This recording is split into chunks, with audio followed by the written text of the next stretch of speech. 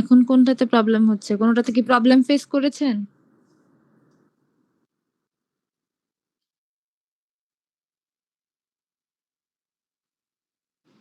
এই তাইলে আর পুরা মাসে ক্লাস না করে একদম রিক্যাপ ক্লাস একদিনে শেষ করে ফেলি। সেটা ভালো হয় না?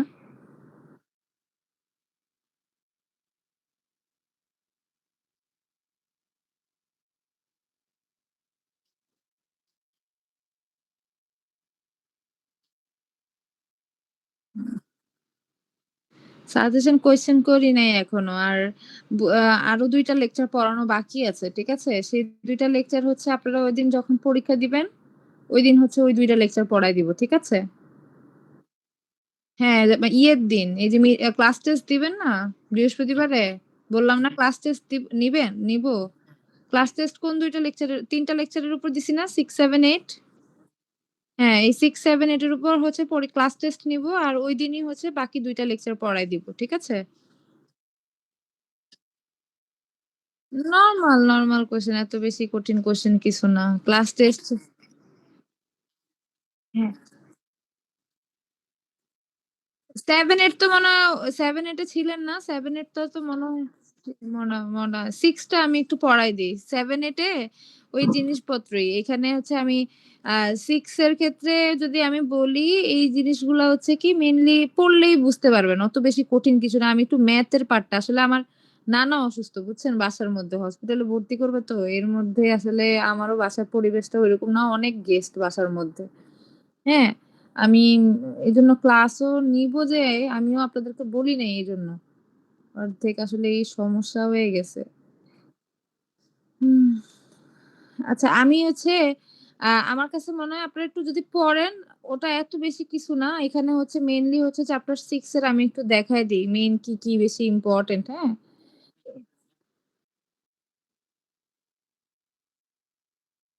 আমি আমি আসলে কোয়েশ্চেন করি নাই রাসেল। আমি আসলে কোয়েশ্চেন করি নাই, বুঝছেন? কোয়েশ্চেন করলে আমি হয়তো কাল পরশুর মধ্যে কোয়েশ্চেন করলে আমি তারপরে বলতে পারব। কালকে দেখি কোয়েশ্চেন নিয়ে বসবো। কালকে তো ছুটির দিন আছে তো। কোয়েশ্চেন যদি করে ফেলি তাইলে আমি ওই যে লাস্টের দিন আপনাদেরকে বলতে পারব, বুঝছেন? না আমি না সমস্যা নাই। আমি জাস্ট হচ্ছে আপনাদেরকে এই লেকচারটা যেহেতু 7, 8 এ তো ছিলেন মোটামুটি অনেকেই।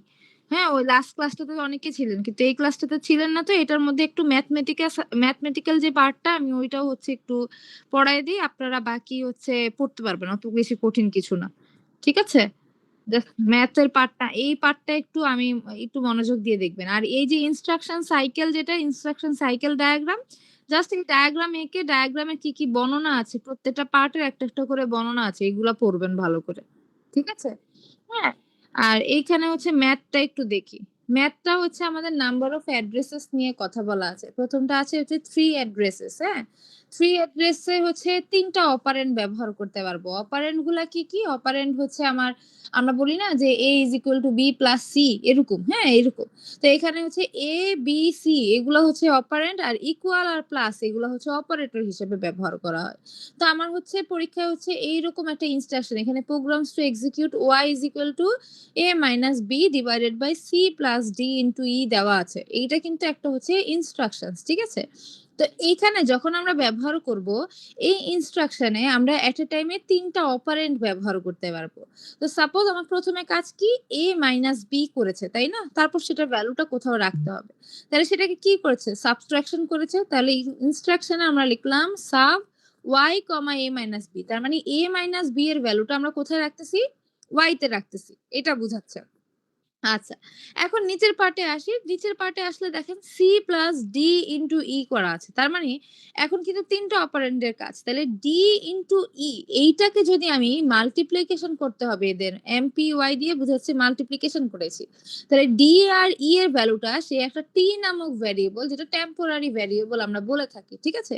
তাহলে D ইনটু E এর মধ্যে আমরা T এর ভ্যালুটাকে রাখলাম। তারপরে সেটা কি করতে হবে? যে D ইনটু E এর ভ্যালুটা রাখলাম T তে সেইটার ভ্যালুটা হচ্ছে কার সাথে যোগ করতে হবে? সি এর সাথে। তাহলে আমি অ্যাডিশন অপারেশন চালাবো। সেজন্য লিখছি এড টি কমা টি কমা সি, তার মানে ওই যে আগের যে টি আসলো যেখানে হচ্ছে ডি আর ই কে আমি গুণ করে টি তে রাখছি, সেই টি এর সাথে সি কে যোগ করে আমি নতুন আরেকটা ভ্যারিয়েবল না নিয়ে ওই টি টি নতুন টি হচ্ছে প্রতিস্থাপন করে দিলাম। এটা আমরা ছোটবেলায় পড়েছি না, a is equal to 5, আবার a is equal to a plus b, তার মানে 5 এর ভ্যালুর সাথে হচ্ছে b এর যে ভ্যালুটা আছে সেটাকে যোগ করে আবার a নামক ভ্যারিয়েবলে সেই ভ্যালুটাকে কি করে রাখলাম, অ্যাসাইন করে রাখলাম, তাই না? এটা তো এই জন্য অ্যাডিশন টি কমা টি কমা সি এই জন্য আমরা হচ্ছে লিখে থাকি।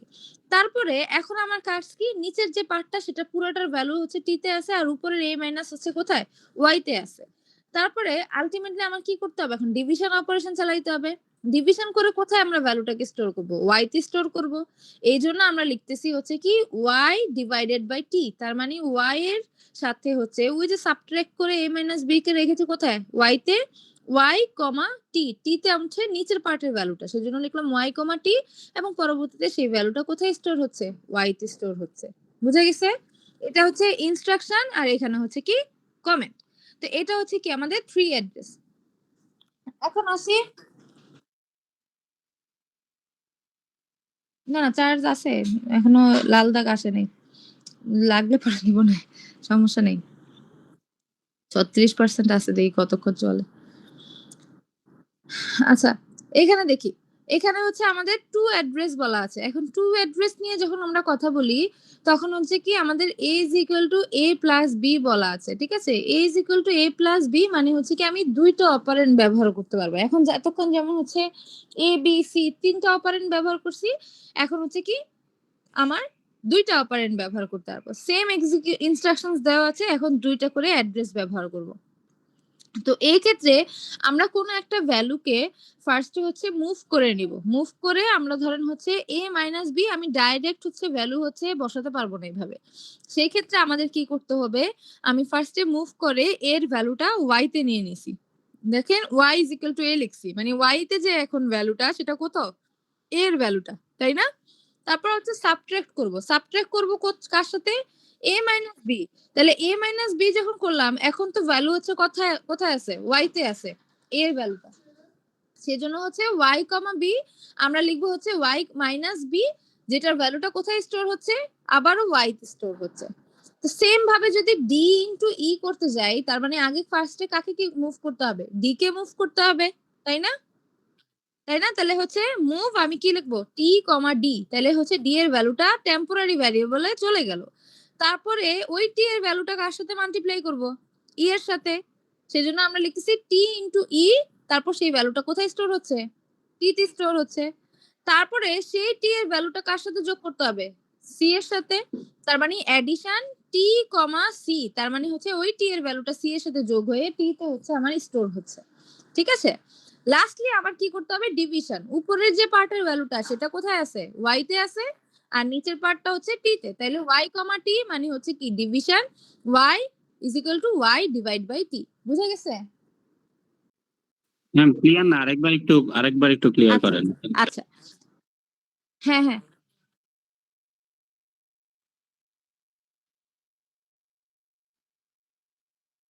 ওইটা দিলেও হবে, ওটা দিলেও হবে, একই জিনিস। হ্যাঁ এল দিলেও হবে, একই কথা। ঠিক আছে? আচ্ছা আর বুঝে নাই না, আরেকবার বুঝাই দিচ্ছি তাইলে।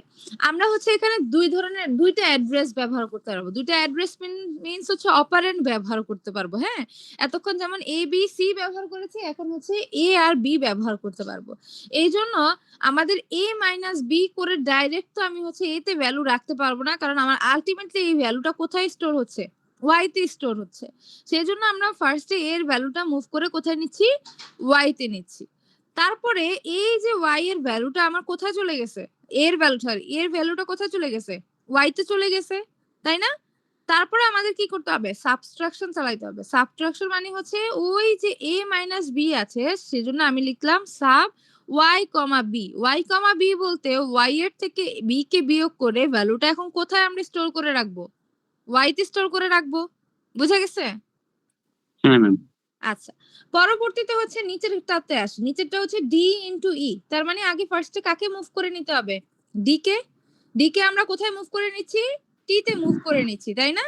তারপর টি এর যে ভ্যালুটা আছে সেটার সাথে হচ্ছে কাকে মাল্টিপ্লাই করব, ই কে মাল্টিপ্লাই করব, সেজন্য আমি লিখছি হচ্ছে টি ইনটু ই, সেটার ভ্যালুটা স্টোর করে রাখছি কোথায়, ওই সেম টেম্পোরারি ভ্যারিয়েবল টি তে। তারপরে এই ওভারঅল টি এর সাথে আমার কাকে যোগ করতে হবে, সি কে। তাহলে অ্যাড টি কমা সি, এজন্য আমরা লিখি T is equal to T plus C. বুঝতে পেরেছি?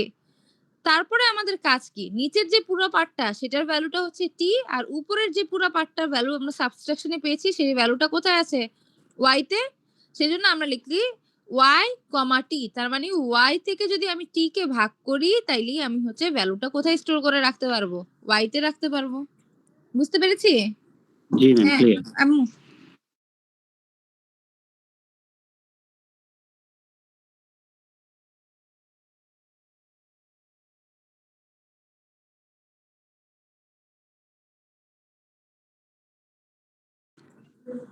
আচ্ছা ই- ই-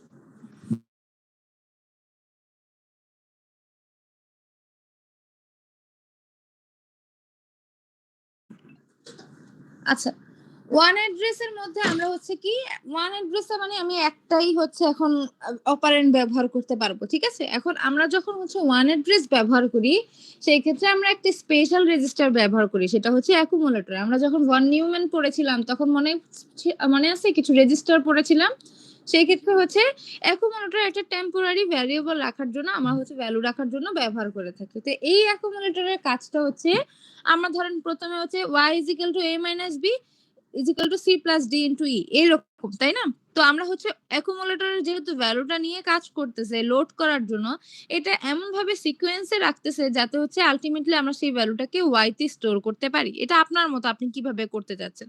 তো ওরা নিচের পার্ট থেকে অংশ শুরু করেছে। তো প্রথমে আমরা হচ্ছে লোড করে নিব, লোড করে এখানে ডি ইনটু ই, তার মানে ইনিশিয়ালি আমার একটা একটা করে অপারেন্ড নিয়ে কাজ করতে হবে। তো যখন আমি লোড করলাম লোড ডি, তার মানে হচ্ছে ওই ডি এর ভ্যালুটা কোথায় চলে যায়, অ্যাকুমুলেটর নামে রেজিস্টারে। এটা একটু খেয়াল করে দেখি, ডি এর যখন ভ্যালুটা অ্যাকুমুলেটরে চলে যায় তার মানে এখন অ্যাকুমুলেটরের জায়গায় কিন্তু ডি এর ভ্যালুটাকে আমরা পাবো। তারপরে সিম্পলি আমাদের কি করতে হবে, এখন এই যে ডি তো আমরা লোড করে ফেলছি, তাহলে জাস্ট হচ্ছে এখন মাল্টিপ্লিকেশন অপারেশন চালাবো ই এর সাথে। তাহলে মাল্টিপ্লাই যদি ই লিখি, তার মানে ওই যে অ্যাকুমুলেটরের যে ভ্যালুটা আছে সেটা যদি ই এর সাথে আমরা গুণ করে দেই তাহলেই হচ্ছে কি আমরা অ্যাকুমুলেটরের সেই ভ্যালুটা পেয়ে যাব। বুঝা গেছে? আমরা হচ্ছে এখন এখানে এসি মানে ম্যাম অ্যাকুমুলেটর, এই তো? হ্যাঁ অ্যাকুমুলেটরে হচ্ছে আমার স্টোর হয়ে যাবে। আচ্ছা একটা মিনিট একটু হোল্ড করি।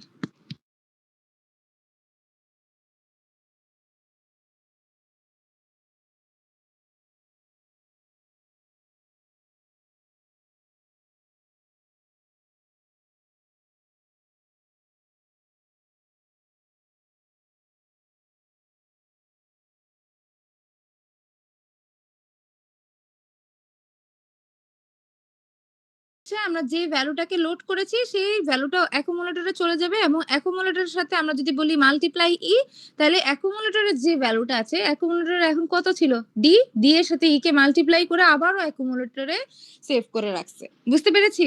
অ্যাকুমুলেটরে এখন কিন্তু ভ্যালুটা হচ্ছে কি ডি ইনটু ই, তার মানে তারপরে আমাদের কি যোগ করতে হবে, সি যোগ করতে হবে। সেজন্য আমরা লিখছি হচ্ছে কি অ্যাডিশন সি, তাহলে অ্যাড সি করলাম, তার মানে অ্যাকুমুলেটরের রিসেন্ট ভ্যালুর সাথে সি কে যোগ করে আবারও ভ্যালু কোথায় আছে, অ্যাকুমুলেটরে আছে। বুঝতে পেরেছি? হ্যাঁ ম্যাম।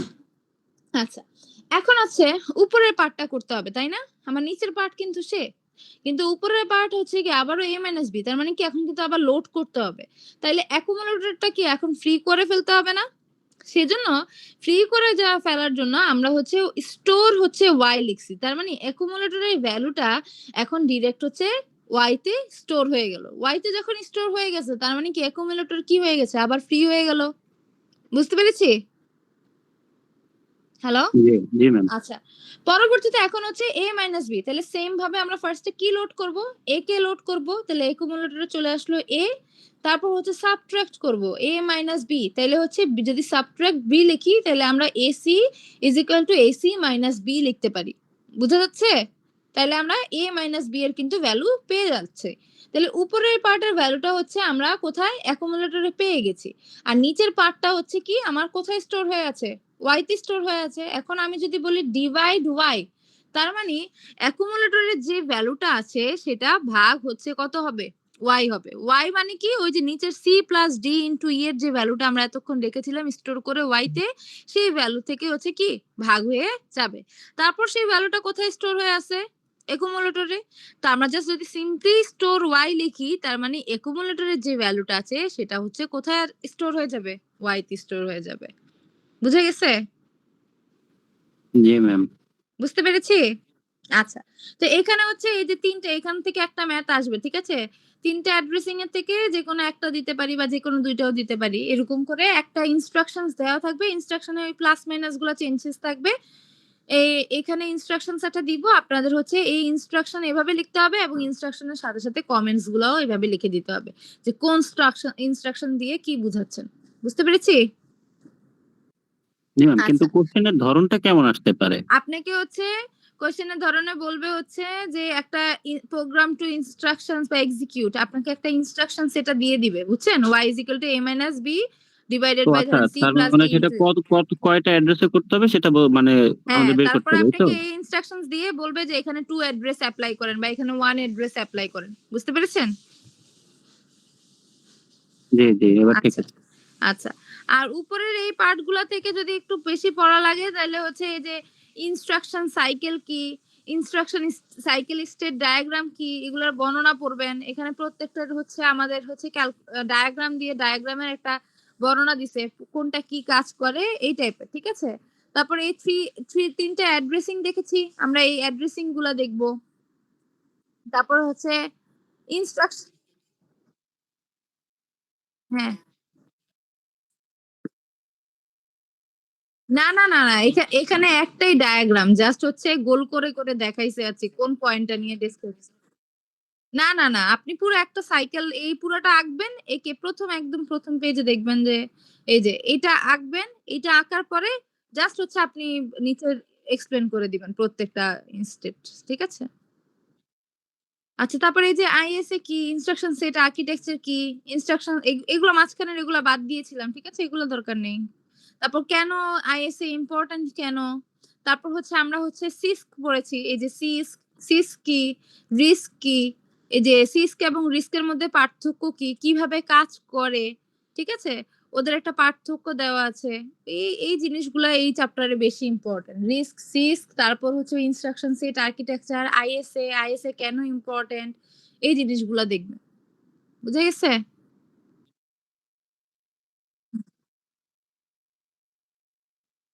আসলে আমি কোয়েশ্চেন করি নাই। কোয়েশ্চেন না করলে বললে আমি আসলে সবই বলব, বুঝছেন?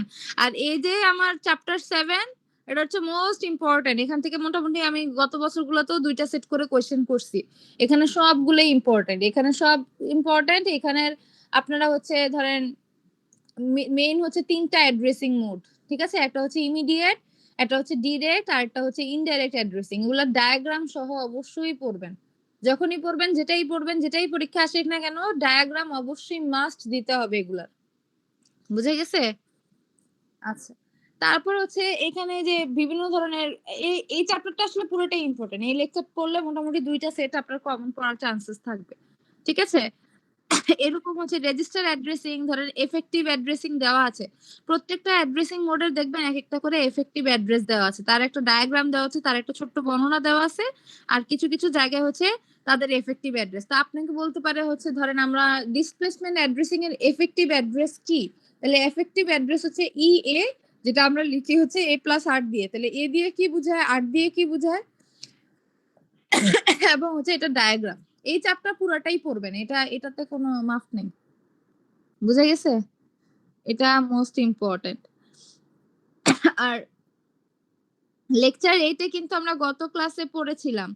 গত ক্লাসে হচ্ছে এই যে স্টেক ধরেন আপনাকে একটা ইনস্ট্রাকশনস দিয়ে দিলাম। একটা পোস্টফিক্স এর এক্সপ্রেশন দিয়ে আপনাকে বলবে যে এখানে আপনি কিভাবে স্টেক এপ্লাই করবেন। তাহলে এটা কি? স্টেক লেখার ইনস্ট্রাকশনস। মনে আছে গত ক্লাসে পড়েছিলাম?